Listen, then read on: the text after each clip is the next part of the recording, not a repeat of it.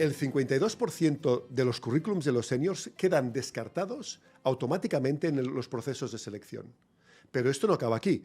Los reclutadores consideran que el 65% de los currículums de los seniors están fuera de mercado, no encajan en lo que quieren las empresas.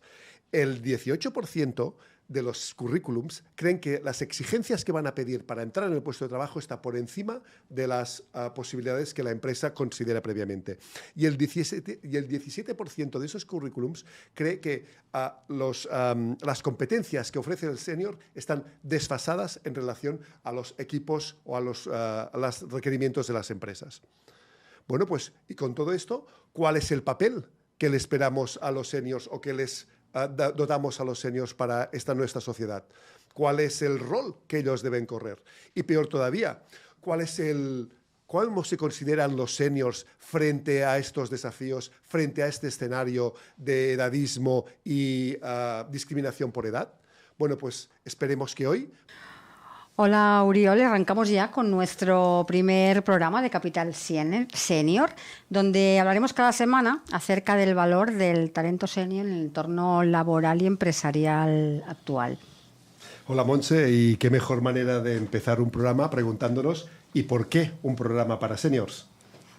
Y para responder a esta pregunta y hablar acerca de este tema, estamos hoy muy bien acompañados en el estudio. Voy a presentar a nuestros invitados. Miquel Segura es mentor de inteligencia emocional, autoliderazgo y competencias relacionales. Bienvenido. Hola, gracias. Nuria Cortés, ella es empresaria y organizadora de eventos profesionales. Nuria, bienvenida. Muchísimas gracias. Y Albert López, él es director de recursos humanos en Sagales. Albert, bienvenido. Hola, muy buenas. Y Uriol, si te parece, pues empecemos, ¿no?, con la pregunta clave. Pues sí, ¿por qué tenemos que hablar de los seniors? ¿En qué momento estamos y en qué situación ellos están también en el ámbito laboral? De alguna forma, tú creo, Montse, que tienes algunos datos que ofrecernos.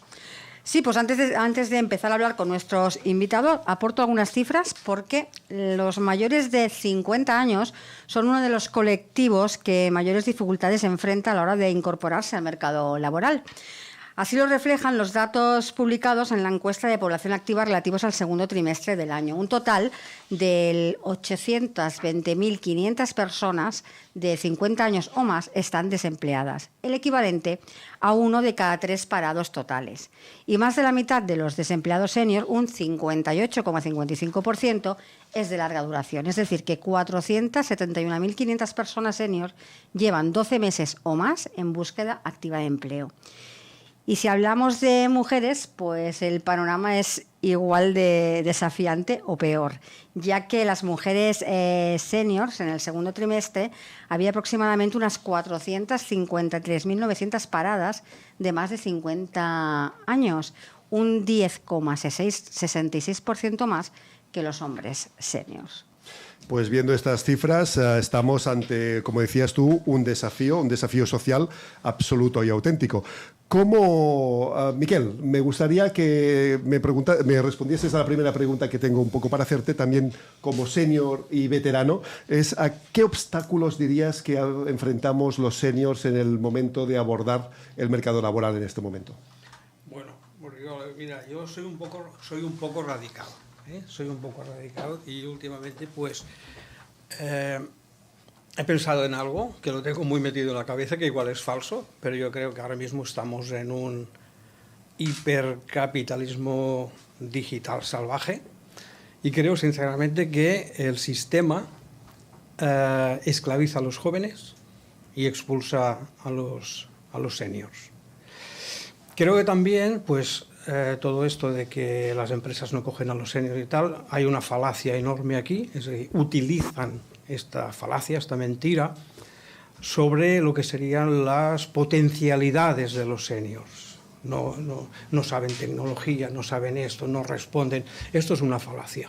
Hay seniors, hay jóvenes y seniors de todas clases, pero hay seniors absolutamente preparados y absolutamente dispuestos a utilizar cualquier tipo de tecnología que exista. Pero me ha gustado mucho una cosa que has dicho. Nos están metiendo en la cabeza que no servimos. Eso es lo más importante. Yo creo que ya esa falsa creencia de que ya no servimos y automáticamente nos descartamos, tenemos que quitárnosla de la cabeza. Los seniors pueden servir para todo, todavía. Yo no digo que mejor, pero pueden servir todavía. Y quitarnos eso de la cabeza, para mí es fundamental. Los seniors no servimos, se cree que no servimos, pero servimos. ¿Qué opináis por aquí, Nuria? Tú que eres especialista también en networking, que es una disciplina que parece aparentemente más propia de jóvenes que de seniors. ¿Qué opinas sobre esta afirmación? Bueno, pues añadiendo un poco lo que decíais hasta ahora, sí, como decíamos, si añadimos el componente de género, la cosa como que se complica, ¿no? De hecho, se dice mucho por las redes que los 50 son los nuevos 30, pues yo animo a toda esta gente que dice eso a que se incorpore al mercado laboral y verán que los 50 son los 50 y que pesan muchísimo. Sí que es verdad que en un entorno en el que yo me muevo, que es el mundo del networking, la experiencia, la solvencia y el ser senior tiene un valor añadido, porque tenemos una serie de contactos, tenemos una red que los jóvenes, por más tecnológicos que desean, no tienen, afortunadamente, porque las redes, como ya sabemos, se cultivan con el tiempo. Pero, no obstante, para cualquier tipo de incorporación a cualquier empresa, pues siempre es un freno la edad. Y si no, yo os animo a todos aquellos que no penséis así, que os lancéis al mercado laboral y que hagáis la prueba en vuestras propias carnes. Pues sí, y para empatizar con estas propias carnes tenemos también aquí a Albert, y Albert como responsable de recursos humanos en una empresa donde la diversidad y no solo de generación sino también de género es algo importante para vosotros. ¿Qué piensas al respecto? De generación, de género y de todos los niveles. Y todos los niveles. Creemos que, y más creemos efectivamente, que nuestra plantilla debe ser un reflejo de la sociedad a la que servimos. Hoy, por ejemplo, tenemos un grave problema con las mujeres porque estamos en un sector totalmente masculinizado. Toda la incorporación de las mujeres de todas las edades cuesta y, por tanto, es importante. Respecto a los seniors, partimos de una paradoja, como decía Miquel, que es una paradoja falsa, absolutamente falsa, y además que lleva a que muchas organizaciones se queden enquilosadas en algo absolutamente erróneo. El gran desafío que tenemos ahora no es tecnológico, es un desafío de cambio. La sociedad cambia y cambia cada vez más rápido. Y desde la pandemia, yo por ejemplo en la pandemia, hace solamente 3 años y medio, no hace mucho, supuso un golpe de cambio en todas las organizaciones salvaje. La gente que mejor se adaptó a ese cambio era la gente de 45 años para arriba. La gente que realmente se quedó absolutamente perdida, absolutamente desconcertada, absolutamente, era la gente joven. La gente joven se quedó absolutamente fuera de lugar. En general, siempre partimos de la base de que al final yo sí que opino que la experiencia, es decir, lo que aportamos los seniors es sobre todo experiencia. La experiencia no hace falta tener 60 años para tener experiencia. Hay gente que tiene 60 años y son auténticos pipiolos, son auténticos niños, no han tenido experiencia en nada y son gente que difícilmente ha sufrido en la vida o ha aprendido de cambios. Y en cambio, también es cierto que hay gente con 30 años que tiene una experiencia brutal, que se ha enfrentado con retos importantes. Pero sí que es cierto que al final, eso decíamos, la diversidad es lo que da todo. Un equipo tiene que ser diverso, tiene que tener gente joven, gente nueva, gente inexperta, pero con mucho ánimo, con mucha fuerza, que es lo que tiene mayoritariamente la juventud. Y tiene que tener gente con experiencia, gente que se ha dado los golpes, que ha visto todo, golpes en la vida, que se ha equivocado ellos, no que ha visto cómo otros se equivocaban, sino que se han equivocado ellos y de esos errores han aprendido. Y esta es la clave, la diversidad. Es decir, aparte, sí. Hay otra paradoja importante, y es que la mayor parte de empresarios, si vemos las noticias, se quejan o nos quejamos, ¿no?, de la poca flexibilidad del empleo. Yo siempre digo, ¿qué riesgo tengo contratando a un señor o una señora de 59 años? Si yo tengo un contrato temporal de 6 años, de 7, de 5, ¿de verdad tengo un riesgo? O sea, donde tengo un riesgo de verdad es como coja un director de marketing de 35 y me saca una patata. Ese es el riesgo que tengo. Estamos muy interesante esta perspectiva. Montse, ¿querías decir? Sí, que atando un poquito lo que nos está comentando, hay muchas empresas que sí que están empezando, por suerte, a apostar por ese matching, ¿no?, entre el talento senior y los juniors. ¿Cómo creéis que ha cambiado la percepción del talento senior en las empresas en los últimos años? ¿Cómo está evolucionando esta percepción? Miquel. Bueno, mira, Hay un tema hoy en día muy importante que está encima de la mesa que parece que es vital, pero no acabamos de hacerlo bien, que es la humanizar la empresa. Siempre lo estamos diciendo, ¿no? Pero es muy importante, creo, humanizar la empresa porque la tecnología se nos está llevando por delante, ¿vale? Se nos está llevando por delante. Entonces, pienso, sobre todo los jóvenes, ¿por qué? Porque nos está robotizando, ¿vale? Entonces, pienso que los seniors, la experiencia profesional es importante, pero todo cambia constantemente, por tanto, a veces la experiencia casi no sirve. Sirve la que tenías el año pasado, pero la de hace 2 años no. A veces pienso que los seniors pueden ayudar más a las empresas porque, precisamente, la experiencia personal, las experiencias vividas, creo que pueden tener más profundidad de pensamiento, experiencias más humanas, saber tratar mejor a las personas, saber comunicarse mejor, que en el fondo es lo que es una empresa, es un sitio donde gente muy rara y muy diferente tiene que entenderse para conseguir los objetivos profesionales, ¿no? Entonces los seniors creo que son los que pueden aportar de alguna manera humanidad, son los que pueden aportar profundidad intelectual y humana a las empresas, porque los jóvenes, para bien o mal, no los critico, van como pollo sin cabeza, ¿vale? No todo el mundo, pero también puede ser, Miquel, confírmamelo, o a la mesa me lo confirmáis, que de experiencias, obviamente, como decías tú, puede ser buena o mala, y hay muchas, ¿no? Tenemos una experiencia más funcional, podemos pensar que la experiencia de un senior en tecnología reciente pues es la misma que la de un joven, ¿no? Pero en cambio, en estos procesos más cognitivos, más emocionales, la experiencia sí que es un grado, es un valor. Albert decía, el senior aporta ese recorrido, ese haber cometido esos errores, ese recorrido, ese camino andado, ¿no? Tenemos la experiencia como un atributo de los seniors que se puede poner en valor y se puede poner encima de la mesa para que la empresa lo contemple como un beneficio para ella. Yo creo que sin duda. Y aparte, como decíamos, en la lucha está, ¿no? Con la tecnología que hablaba Miquel. Al final la tecnología, lo que determina que sepamos usar una determinada tecnología, o aprender inglés, o aprender a pilotar un avión, no nos engañemos, no hace falta ser un premio Nobel. Lo que hace falta es estudiar, dedicarle tiempo y esforzarte. Yo creo que cualquiera de nosotros, y mira que no, todos tenemos más de 60 años, creo que somos todos ya tulliditos, cualquiera de nosotros, si hoy tuviéramos necesidad de aprender a pilotar un avión, tú tardarías 4 años, yo 5, igual Miquel tardaría 6, igual ella tardaría 2 años, pero todos aprendimos a pilotar un avión. Todos. Es una cuestión de aprendizaje, de formación. Punto. No hay más. No hay más. Uno tardará más o menos. Porque parece de que partimos de la idea que un senior no puede aprender según qué, pero esto está demostrado en técnicas psicológicas también, que no es así, que el cerebro se muestra flexible y capaz en cualquier periodo de edad, ¿no? ¿Es así, Nuria? Sí, yo de hecho escuchaba a Miquel y pensaba en la película El becario, no sé si la habéis visto, de Robert De Niro, ¿no? Y al final Robert De Niro, un senior de más de 65 años, se incorpora a una empresa tecnológica y mejora todo el entorno a través de todo su aprendizaje personal, ¿no? Que al final es lo que no nos enseñan ni los libros, ni la tecnología, ni la inteligencia artificial. Es decir, al final, ¿dónde está la fuerza de las empresas? Que sepamos combinar todos los talentos posibles. Entonces, hay un tipo de aprendizaje vital que se aprende viviendo.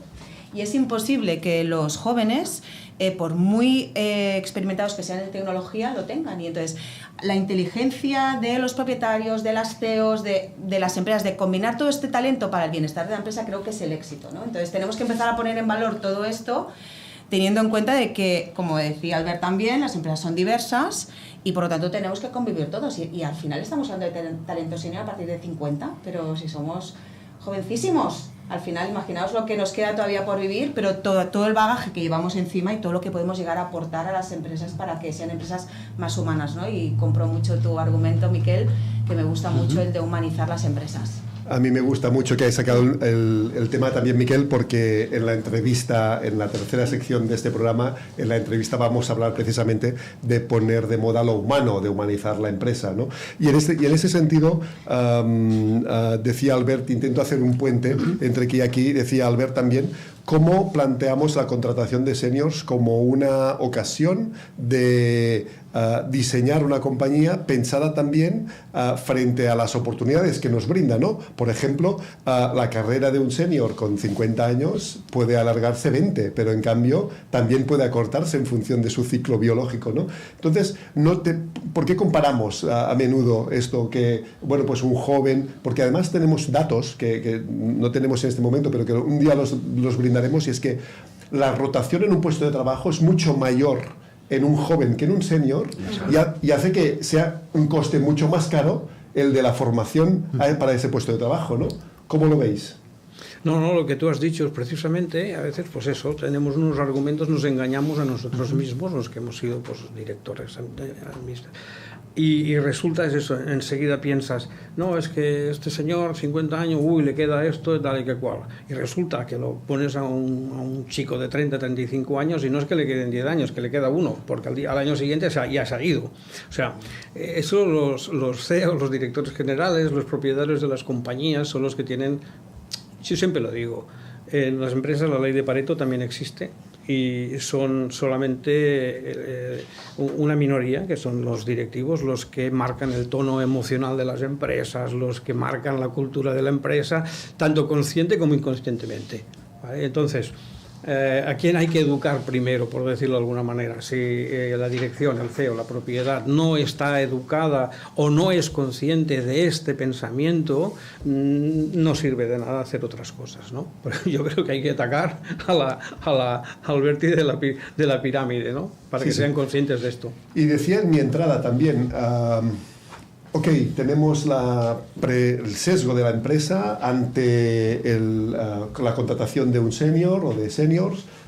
Hemos sacado a la mesa a relucir la oportunidad de la diversidad también, pero ¿y en qué posición este sesgo del que hablamos deja a los seniors? ¿Cómo afrontan los seniors esta búsqueda de trabajo, esta incorporación o reincorporación en el proceso laboral?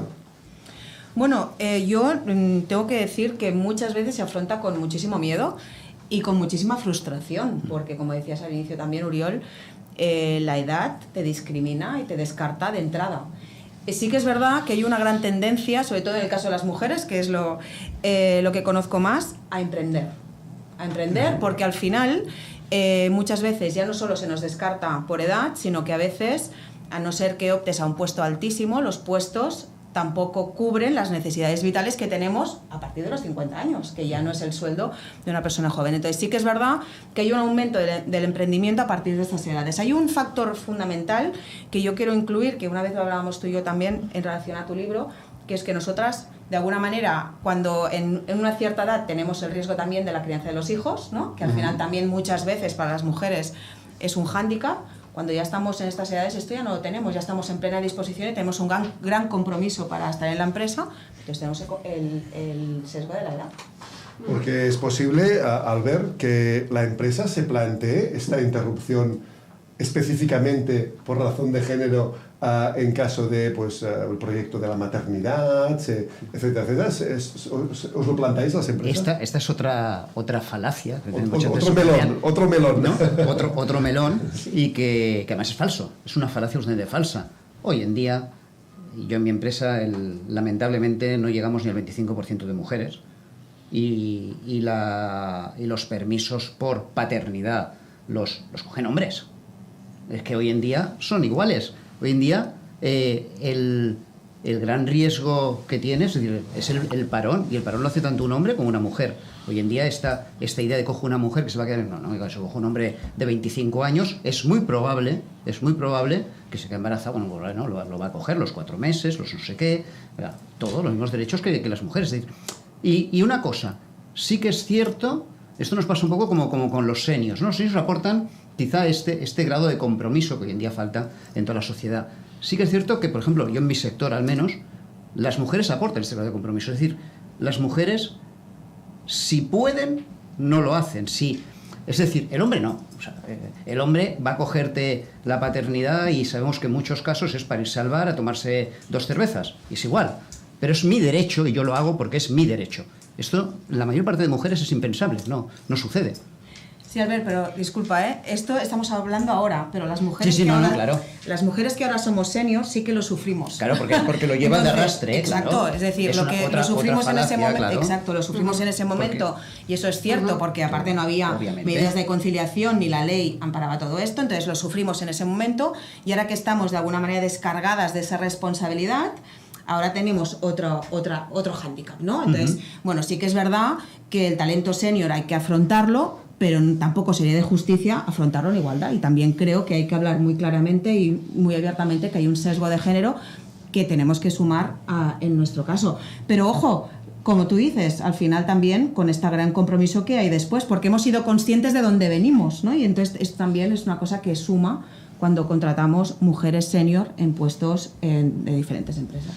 Y es interesante, hablando de melones, que decíamos que no va a ver, porque este programa, aunque es el primer programa y todos son gestión de expectativas, pero esperamos que sea también visto a través de las redes sociales, de YouTube, de LinkedIn, etcétera, etcétera, por toda Latinoamérica, ¿no? Y es cierto que Albert hablaba de la legislación, del derecho de los hombres a coger baja de maternidad, a tomar o a emprender con la baja de maternidad, porque en algunos países de Latinoamérica la palabra coger es fea en este contexto, y de alguna forma pues también tenemos que tener en cuenta que la legislación afecta de alguna forma la integración de los seniors, porque a veces incluso puede darse la situación de que sea penalizada por impuestos, por no ayudas, en fin, que también me gustaría tener en el futuro, Montse, una mirada a todos los países también de Latinoamérica para explorar y que podamos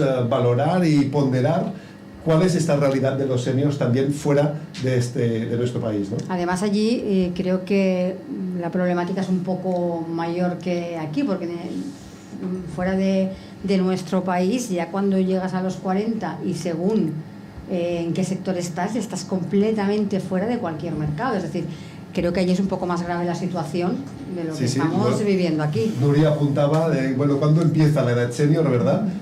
Me consta, por los miles y cientos de mensajes que gestiono en mi perfil de LinkedIn, que a menudo cuando aquí hablamos de los 50, en según qué países, empieza el edadismo, una palabra de la cual también hablaremos en futuros programas, empieza a los 35, 37, cuando alguien sale del mercado laboral a esta edad, cuesta horrores volver a entrar, ¿no?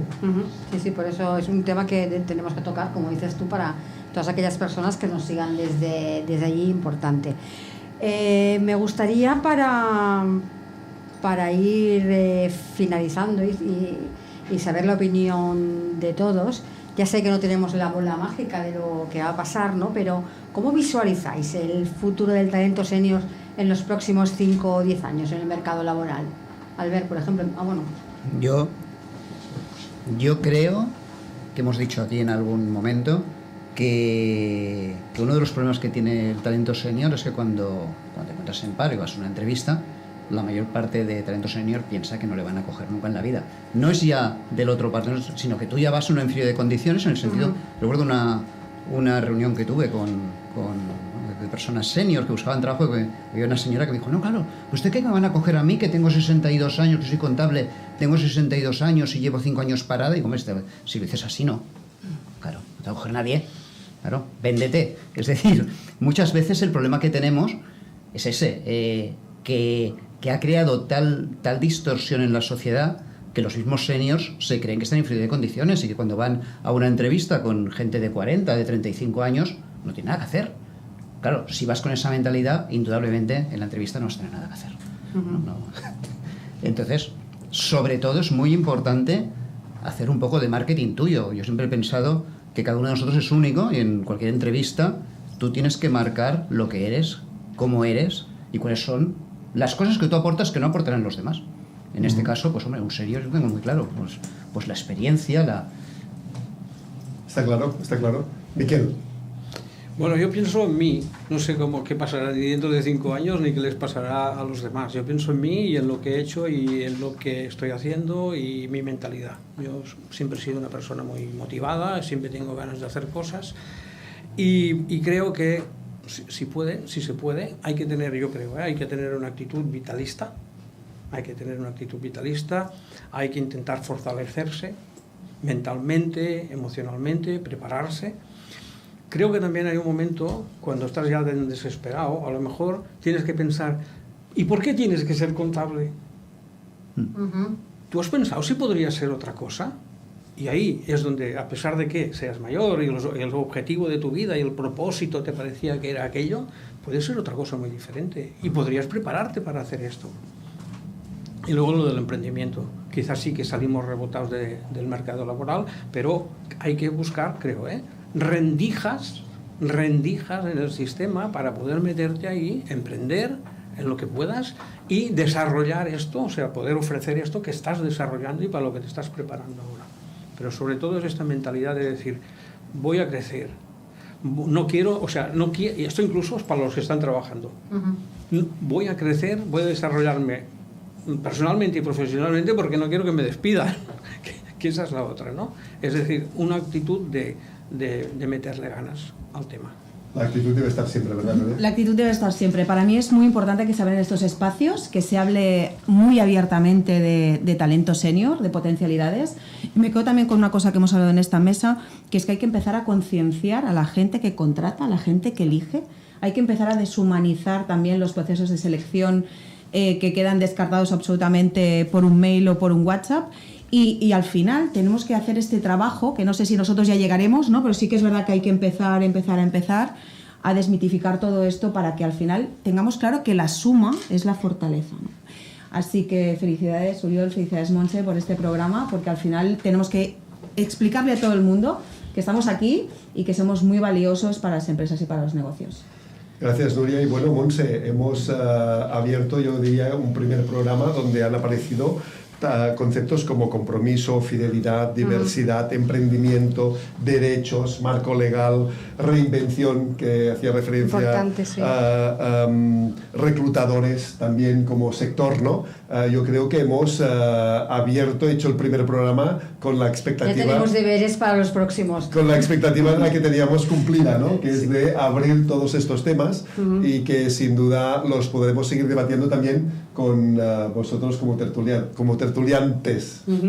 Pues Nuria, Miquel, Albert, muchísimas gracias por haber participado en nuestro primer programa. Como dice Uriol, muchos temas en el tintero y bueno, y seguro que tenemos más ocasiones de seguir debatiendo de todos estos temas con vosotros. Así que muchas gracias. Gracias a vosotros. Muchas gracias por estar aquí.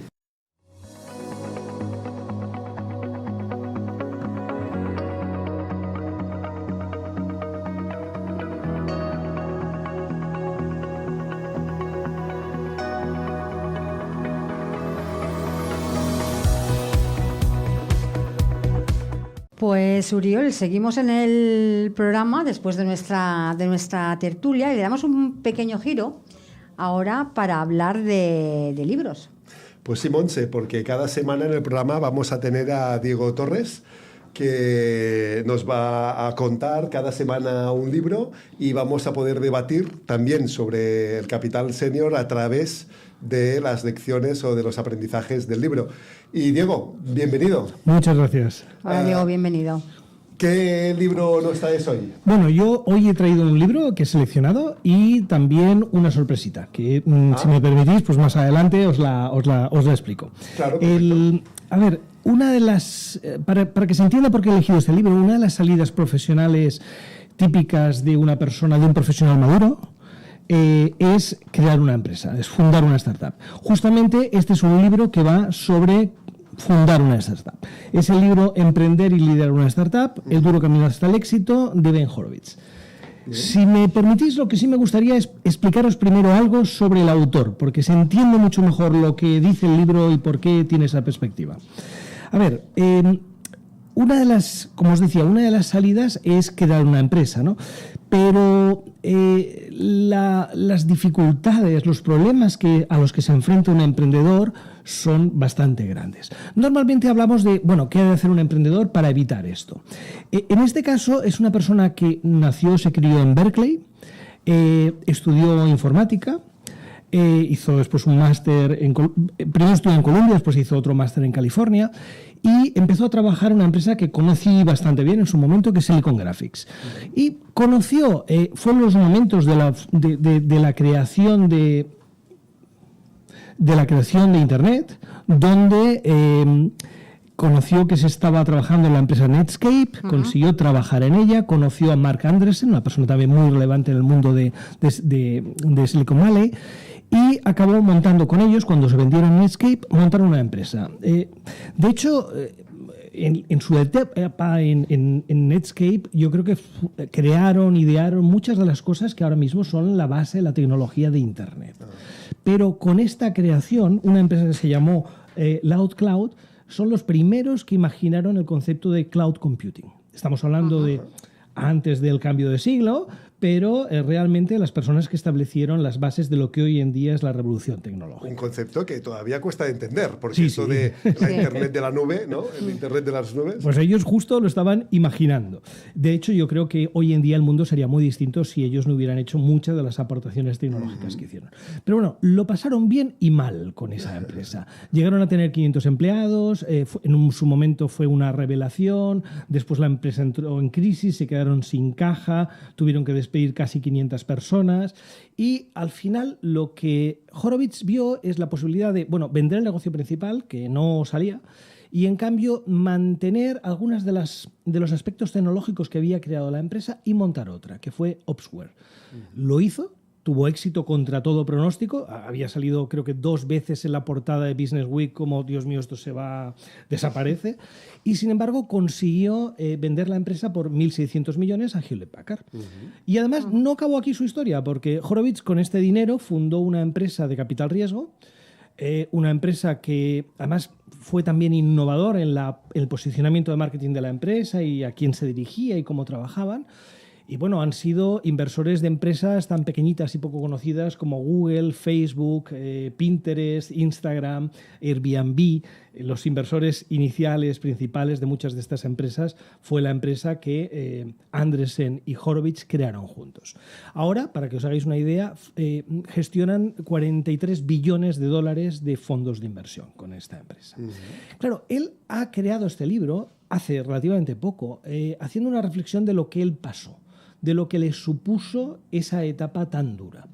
Y dura porque, él tiene cuando en alguna conferencia y tal lo han entrevistado, suele decir, yo cuando era CEO de esta empresa yo dormía como un niño. O sea, no más de 2 horas seguidas y llorando todo el tiempo entre medio.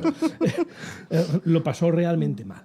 Y es un gran lector, es una persona, a mí me parece interesante, no porque sea muy inteligente, que lo es, ni por la experiencia tan interesante que ha tenido, sino porque lo ve de formas muy distintas las cosas. Entonces era muy lector, se leó, además lo ves, cuando habla te comenta este libro, te comenta el otro, se documentó. La mayoría de libros de gestión te explican cómo tienes que hacer las cosas para no meter la pata.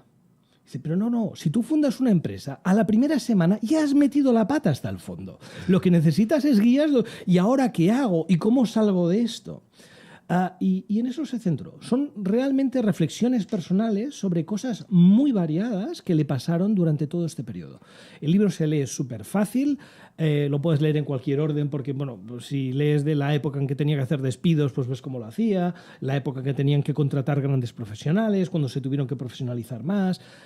Creo que es un libro realmente interesante. Hablábamos, Diego, cuando decías lo de meter la pata, que los libros te enseñan y la experiencia te muestra dónde metes la pata. Lo hablábamos en la tertulia, ¿no? Y es que precisamente el valor que tenemos los seniors es haber vivido más allá. Y a mí se me ocurría algo que no he comentado en la tertulia, pero que es aquello de que la experiencia es aquello que los másters no te enseñan, ¿no? No sé si estás de acuerdo. Sí, totalmente. Es un poco en la dirección del libro, de leer libros y vivir, ¿no? Sí. Realmente, muchas de los capítulos, de las secciones del libro, son temas, todos no son ninguno es de carácter técnico, todos son de temas personales, humanos. A ver, una de las cosas de las que habla es cómo contar cómo están las cosas, normalmente mal, sin edulcorarlas, porque no consigues nada de valor mintiendo a la gente o mostrando un optimismo falso, ¿no? O cuando habla de cómo encaras los despidos. Despidos no de una persona que no funciona bien, sino despidos de gente brillante, que la has contratado tú, que lo ha hecho todo bien, pero porque la empresa está en la situación que está, pues tienes que soltar lastre, ¿no? ¿Cómo lo haces? ¿De qué manera se lo explicas para ser honesto y al mismo tiempo salvar la empresa, ¿no? O uno de los temas en los que también trabaja, que es muy interesante, es, bueno, ¿cómo contratas? ¿Qué valoras más? ¿La experiencia técnica? ¿La ambición de la persona? ¿El que tengáis una visión común? Va narrando y no pontifica en ningún momento. Lo que explica es, mira, a nosotros nos pasó esto y lo hicimos de esta manera y esto nos salió mal y esto en cambio nos salió bien, y va, digamos, aprendiendo conjuntamente con el lector de esas experiencias. A mí me parece... Hay un palabra que es el storytelling, ¿no? Parece ser que, tal como lo cuentas, este libro va narrando esta historia propia, ¿no? Esta primera persona, ¿no? Y esto siempre es muy interesante de leer en un libro, porque trasciende la teoría, la pura teoría, ¿no? No hay nada peor que leer algo de alguien que no lo ha vivido, ¿verdad? Sí. Aquí es al revés. Es una persona práctica que hace una reflexión sobre ello. Qué interesante, muy bien. Diego, ¿cuál dirías que es la mayor lección de liderazgo que se extrae o que nos ofrece el autor, ¿no? A los emprendedores en esos tiempos de crisis que tú nos comentas? Sí. A ver, yo os diría quizás dos cosas, si me permitís. Por un lado, hay un mensaje, él no habla directamente de esto, pero hay un mensaje muy importante, y creo que muy importante para lo que hablamos aquí, que es realmente la mayoría de emprendedores de empresas de alto crecimiento son personas senior. Hay un estudio del MIT, que es interesante, que muestra que la edad media de los que crean las empresas de gran crecimiento tiene 45 años. Y las más rentables y las de más crecimiento están normalmente en 59 de media. Pero, digamos, de alguna manera es un libro que, ostras, te mete en este mundo de crear una empresa. Pero, y el segundo punto, la otra visión del asunto, de su mensaje es: lo vas a pasar muy mal. Esto no es fácil. No es un libro para animar a emprender, de ninguna manera. Es un libro para que sepas que si emprendes, lo pasarás muy mal. Y en pasarás... relación a la crudeza de cómo relatamos las cosas, ¿no? Exactamente. Interesante. Y además, muy interesante, Diego y Montse, te ruego que tomes nota, porque nos ha abierto un tema nuevo también que podemos tratar en un próximo debate, y es el éxito de las empresas. Mayoritariamente está en empresas lideradas por seniors, ¿no? Y esto, desde la perspectiva del emprendimiento y del capital senior, es algo que tenemos que tener en cuenta, y que sin duda, Diego, se incorporará en algún debate donde podremos, en alguna tertulia donde podremos debatir sobre esto. Encantado. Y antes de acabar, si queréis, tenía una sorpresa. Te hago una preguntita más acerca de este libro, porque decías, ¿no? En este libro no te anima a emprender, ¿no? Sino que te expone la crudeza, lo difícil, ¿no? Que es complicado. ¿Qué papel juega la resiliencia en el éxito de una startup o de cualquier empresa que se inicie? Sí. Bueno, justamente yo creo que no emplea la palabra, pero es como el mensaje subliminal durante todo el tiempo. Toda su trayectoria no es más que tortazos y levantarse de nuevo. Y no apela de ninguna manera al optimismo, sino más bien hay muchos momentos en los que, consciente o inconscientemente, te explican la importancia de que un emprendedor controle su mente, sea capaz de sobreponerse a cualquier situación dura y sea capaz de seguir liderando a otros, incluso cuando ni él mismo sabe realmente a dónde va. Y yo creo que habría que hacer una relectura muy interesante sobre la resiliencia y la importancia en este tipo de situaciones. Qué interesante, un concepto que sin duda va a Recomendamos aparecer muchas veces. Leer este libro, porque a veces se habla con cierta ligereza de emprender y como si fuera muy fácil, y que todo el mundo que se lanza a emprender tiene que tener éxito, y a veces hay que tener los pies en el suelo. Efectivamente. Pues nos comentabas algo antes de terminar. Sí, me has dejado aquí con el... Sí, bueno, la sorpresa es que he tenido ocasión de leer tu libro, Reinventarse a los 50. Uy, ahora me he sonrojado. Y te quería felicitar. ¿Esto se puede hacer en un primer programa? ¿Traer una sorpresa? Bueno, aquí podemos hacerlo todo. Justo acaba de salir, así que me ha parecido interesante. Gracias, y además te felicito porque me ha gustado mucho. Mira, me ha gustado dos cosas que, aunque parezcan obvias, no suelen ser así, que es muy fácil de leer. Las secciones del libro tienen una lógica perfecta y te van preparando para la conclusión, por decirlo de alguna manera. Y los ejemplos son muy cercanos, con lo cual no es aquello que es alguien que te explica algo, sino que lo ves y lo ves desde la perspectiva de otras personas. Pero yo además me gustaría añadir otras dos cositas que también me parecen muy interesantes. Una es muy realista. Porque a veces, mira, y el riesgo del otro libro es que solo hablemos de empresas que se venden por 1.600 millones, ¿no? No. Es muy realista de lo que la gente puede hacer cuando se reinventa. Los ejemplos de las situaciones son, como os decía, cercano por persona y cercano de posible. No hablamos de grandes situaciones poco habituales. Y después, bueno, no puedo evitarlo, me lo llevo al terreno de la estrategia. Ha habido un gran debate en las últimas décadas en estrategias sobre qué es más importante, la oportunidad o los recursos.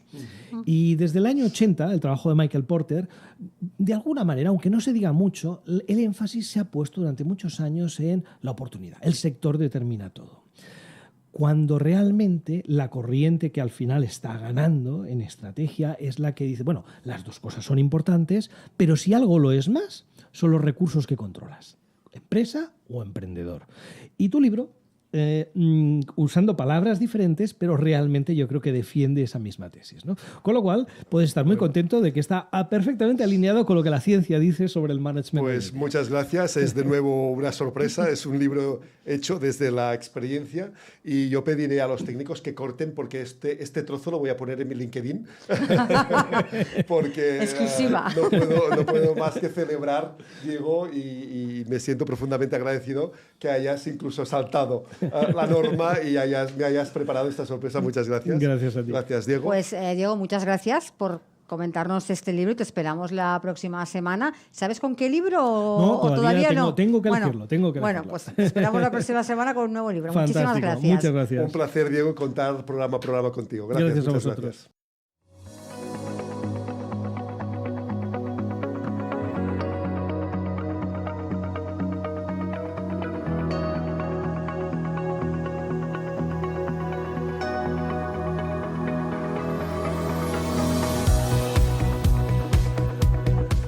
Uriol, hoy para finalizar el programa hablaremos de un evento que se celebró el pasado 28 de septiembre y que ya llamaba la atención por su título, Poniendo de moda lo humano.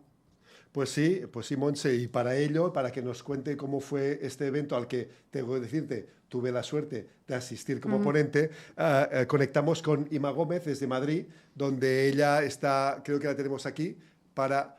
Hola, Ima, así es. ¿Qué tal? ¿Cómo estáis? Pues muy bien, Ima, veo que estás en clase, ¿verdad? Porque entre todas tus tareas, una de ellas es la formación a jóvenes adolescentes. Y bueno, hablábamos de este evento que se celebró el sábado y que tuvo tanta afluencia y tanto éxito. Sí, la verdad que fue un momento, yo creo que para recordar siempre. Tú estabas presente, ¿verdad, Oriol? Yo creo que en ese día se conectaron muchos corazones, muchas almas.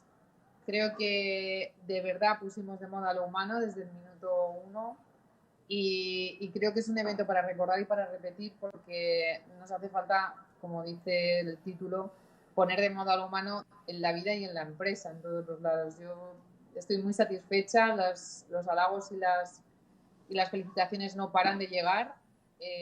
Para todos los asistentes, para todos los intervinientes, para todos los que estuvimos formando parte de ese evento y eso significa que tenemos que seguir. Así que sí, fue un día para recordar. Hablábamos durante todo el programa, hemos hablado de los seniors, hemos hablado del capital senior y de lo que significa para un senior incorporarse en el mercado laboral, ya sea por cuenta ajena o por cuenta propia. Y en ese encuentro nos reunimos muchos seniors, gente con mucha experiencia, donde contaron y compartieron y compartimos historias muy impactantes. Es patrimonio de los seniors esta experiencia y este camino recorrido y además hoy viendo que tienes gente en el aula que justo está empezando su propio recorrido, ¿verdad? Pues sí, estamos...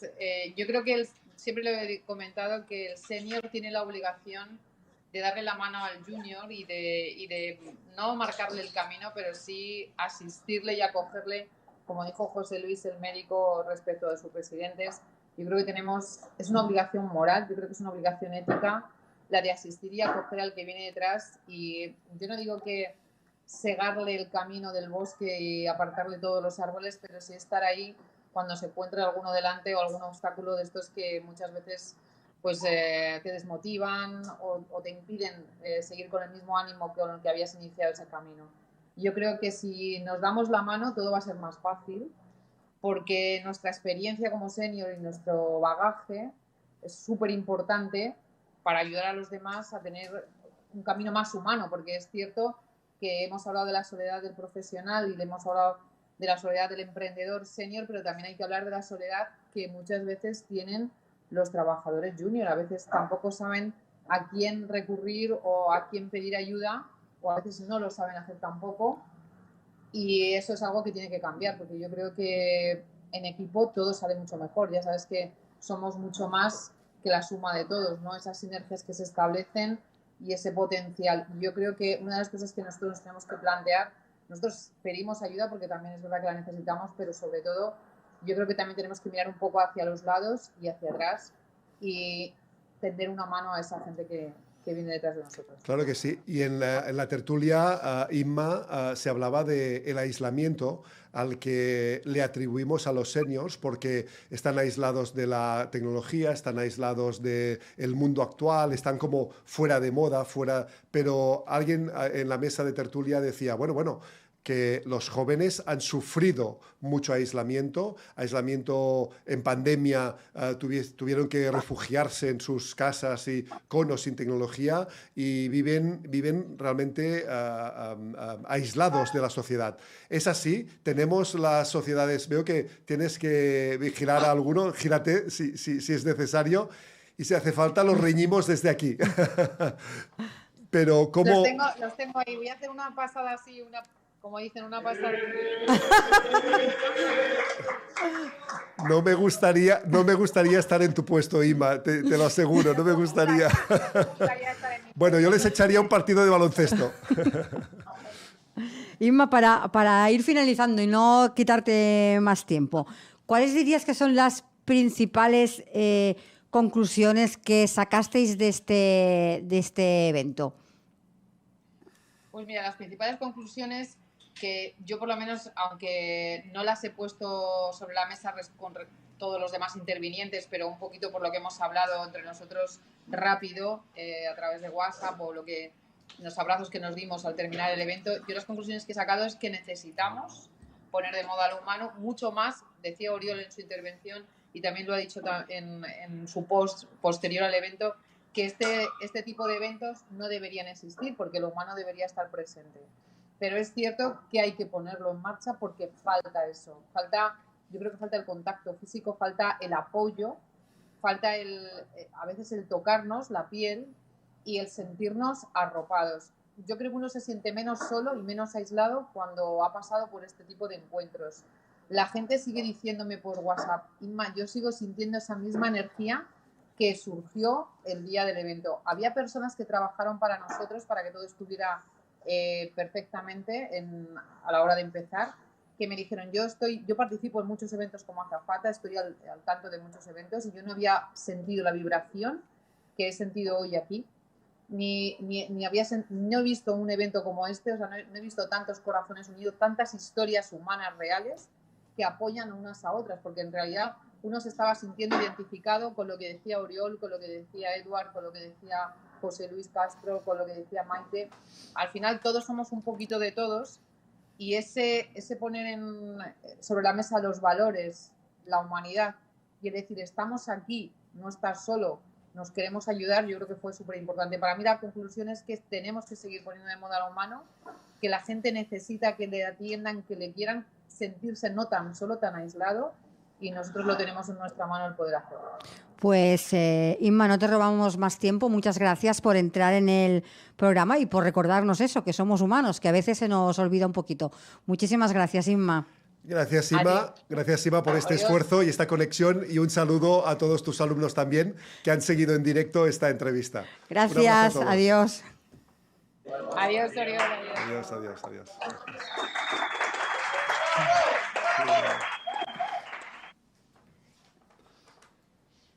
Bueno, pues